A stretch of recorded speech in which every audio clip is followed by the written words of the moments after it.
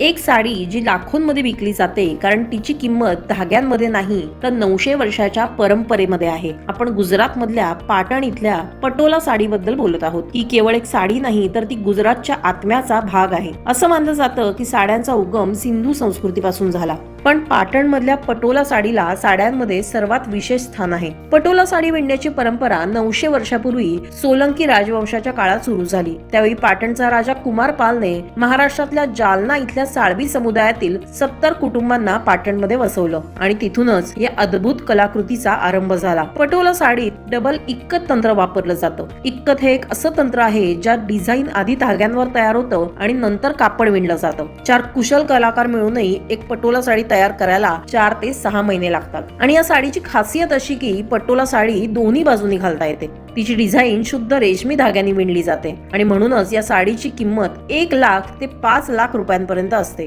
पटोलाची खास गोष्ट अशी की ती 70 ते 80 वर्ष फाटत नाही आणि ती जरी फाटली तरी तिचं डिझाईन कधी खराब होत नाही. सरकारने पाटणच्या या पटोला साडीला GI टॅग आणि मूळ प्रमाणपत्र दिलंय जे तिच्या अस्सल ओळखीची खात्री देतं. पटोला ही फक्त एक साडी नाही तर ती एक भावना आहे, अमूल्य वारसा आहे. लता मंगेशकर, इंदिरा गांधी, अमिताभ बच्चन आणि प्रधानमंत्री नरेंद्र मोदी यांच्यासारख्या अनेक मान्यवरांनी या साडीला नावाजलं आहे. पाटणची पटोला साडी हे एक फक्त वस्त्र नाही तर ती एक संस्कृती आहे, परंपरा आहे आणि अभिमानही आहे. म्हणूनच जागतिक साडी दिनाच्या विशेष प्रसंगी संयम, प्रेम आणि परंपरेने विणलेल्या या कलेप्रती आदर व्यक्त करूयात.